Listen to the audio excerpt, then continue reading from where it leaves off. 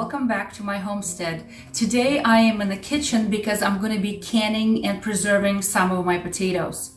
So here is the story about potatoes and why do I need to can them. If you have a root cellar and you have a perfect location to store your potatoes, God bless you, but I don't really have an ideal place. One year I accidentally froze them because I left them in the garage, and the garage gets really cold here in New England, and my potatoes literally froze and I had to throw them away because they turned all sweet. Then if I put them in my basement, it's too warm for them and they begin to sprout and dry up a little bit. So also not an ideal location. So I've decided that I'm going to preserve my potatoes. And my two favorite methods of preserving potatoes is to can them in a pressure canner, and I'm going to show you that, guys, a little bit later, and also freezing them. So when I was new in this country, and I remember going to a grocery store and I saw some potatoes in the bags that were frozen, and I said to myself, wait a second, that makes no sense. I thought freezing would destroy the potato. So here's the thing, yes, you can freeze a potato, but first it needs to be blanched, like parboiled, you can call it, or blanched. And if you cut them into strips, like for French fries, or if you cut them in cubes for home fries or something like that, they can be blanched for literally 2 minutes. You put them into boiling water. Once the water comes up to boil, the blanching period begins. You mark the timer for 2 minutes, and you can then remove them, cool them off quickly in an ice bath or really cold water, and freeze them that way. So I will show you how I'm going to do that. But here's the thing, I really don't have that much space in my freezer for a lot of potato storage, and I need to go through this bushel right here. I don't know if you can see this, but I have to go through this bushel because they will go bad.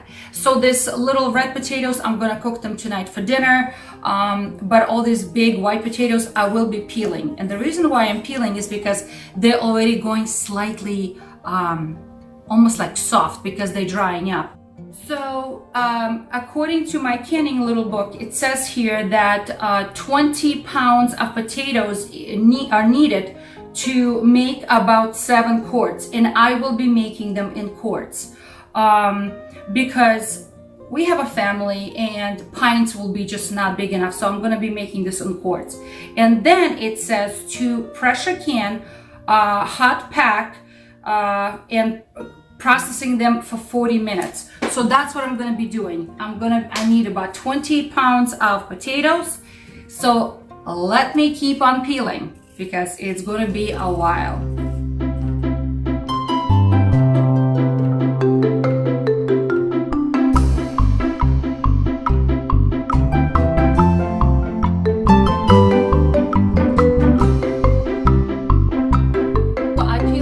Potatoes. I think I have more than 20 pounds in here, but it's okay. I have 2 canners and I can do second batch if I have to. So now I have these large potatoes and I'm going to dice them into cubes.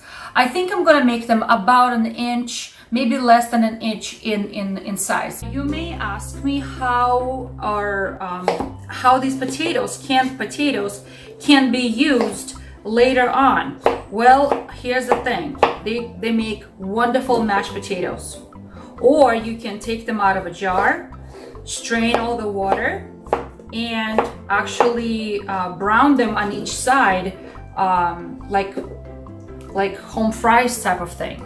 They can be used in many different things.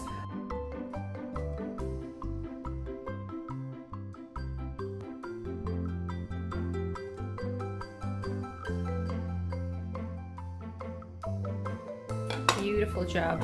One thing I forgot to say, guys, is that it is good to keep everything, all the potatoes, always covered in water, because if it's not, the oxidation will be happening and the potatoes are going to start turning color. They're not going bad, they're just going to turn that brownish discoloration. All right, friends, so we diced everything up into these nice little cubes. Aren't they pretty? And now I'm going to be blanching everything. So I have 2 pots of water going. This is going to be my blanching pot of water, and the other one is going to be my clean pot of water, because that's what I'm going to be filling up with. That clean water, I'm going to be filling up my jars. All right, so water is boiling. As soon as I put in the cold potatoes, the boiling will stop. I'm not going to put too much. See, boiling stopped. I'm not going to put too much. I'm just going to put probably 3 or 4 scoops of potatoes. Okay, and as soon as it comes to a boil, I'll put the cover on. As soon as it comes to a boil, I'm going to mark 2 minutes. Okay, 2 minutes passed. I'm going to turn off my timer and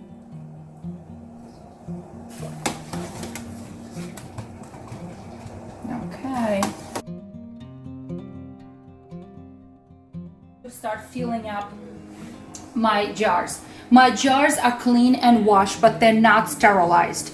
Why? Because we're going to be pressure canning, and for pressure canning, sterilizing jars is not necessary. But they're nice and clean, and I like to use the wide mouth because it's just easier to work with. All right, so I'm filling them up with leaving 1-inch head space, and it is not recommended to overcrowd them. So I will tap a little bit. I put a towel on the bottom, and I'm just going to tap them so they settle a little bit. But it is not recommended to push on them and kind of like overcrowd them.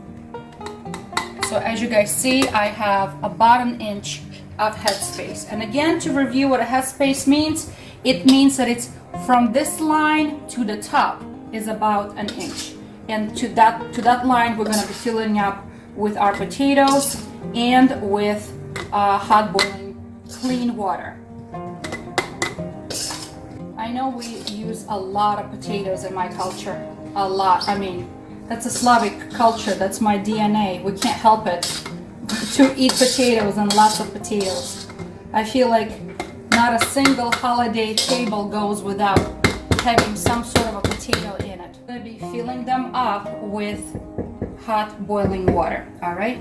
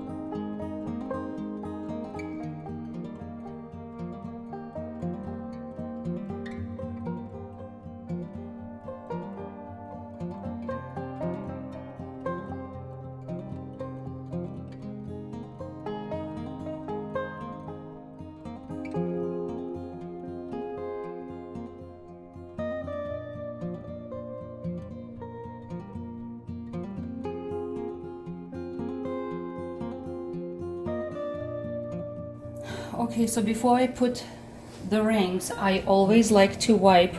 I have a paper towel with a little bit of vinegar on it, and I like to run along the edges to make sure that there's no particles, no potato on it, nothing like that, before I actually put the lids and the covers on.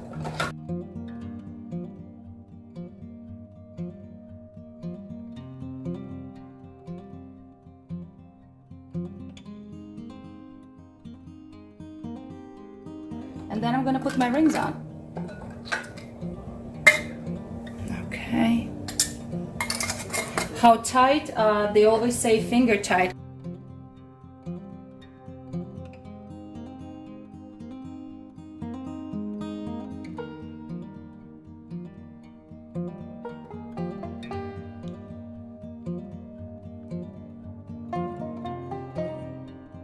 I'm going to put them all in my canner. So I have a canner going here, and follow, it has hot water inside. So always remember, when you have hot items, they go into hot water. Okay? Do not put them in cold water because why? They can crack, and that will be a big problem. Okay? So follow the directions of your canner, how much water to put in the bottom. All right, so I'm not gonna cover that in my video. Okay, so my 7 quarts are in, and I need to put the cover on, and hopefully I can match it right away. Yep, and close it. Okay, so the canner is on. Right now it's gonna be, this is a smaller burner, so I'm gonna keep it on high, but if I were to use my large burner, I will turn it to a medium.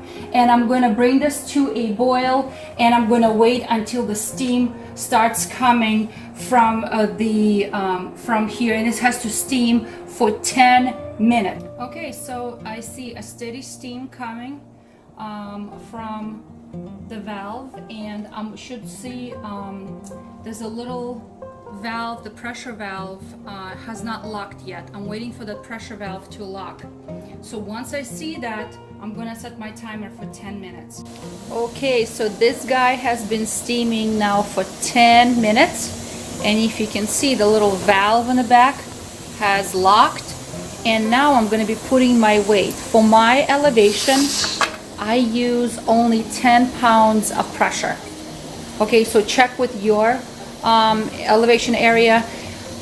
So now I'm going to be setting the timer for 40 minutes, and it's going to process basically for 40 minutes.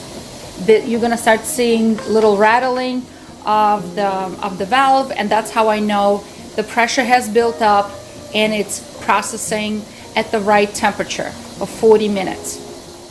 Okay friends, so canning of potatoes is complete, and the canners are cooling off. I'm not going to open them until they cool down and the pressure falls down. Okay, so I still have a whole bowl of potatoes to process, and those I want to freeze. So in order to freeze them, I still have to blanch them for 2 minutes, cool them off as soon as possible in the ice bath or ice cold water, and dry them up a little bit and then freeze them. So let me show you how I'm going to do that. Okay, so I'm still going to blanch them in the boiling water, and I have water boiling here, but as soon as you put in the cold potatoes, the water boiling stops. So I'm just gonna, again, I'm gonna put maybe 3 or so of portions here because I don't want to put too much. All right, and I'm going to wait until it comes to a boil. As soon as it comes to a boil, I'm going to mark 2 minutes.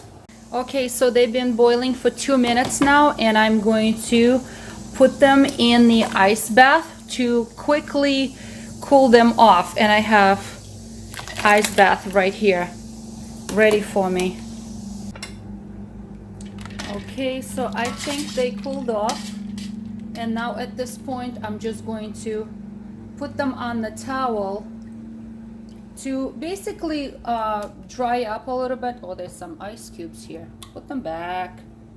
Put the ice cubes back. And let them sort of like, you know, just absorb a little bit. Okay, so these have been straining for about 10 minutes or so, and it's just an old kitchen towel just to absorb some of the liquid. And I'm going to be putting this on the cookie sheet. And yes, I can put them straight into the Ziploc bags or something to freeze, but I don't want them to stick to each other. So I'm going to put them just in a single layer, about something like this. And I will put them in the freezer for probably overnight and see how it goes. So about 8 to 10 hours. And then tomorrow I'll put them either in the Ziploc bags. Okay, friends. So I just finished canning my potatoes, and they are standing over there cooling off. And I put away a couple of trays of cubed potatoes that have been blanched to freeze, flash freeze overnight, and then I'll store them away. So friends, I know this is a Thanksgiving season, and there are a lot of root vegetables on sale: potatoes, carrots, beets, sweet potatoes. So this is a good time to stock up. Stock up and learn how to preserve it and put it away for later use. I hope you guys are encouraged to learn how to preserve food and try something new.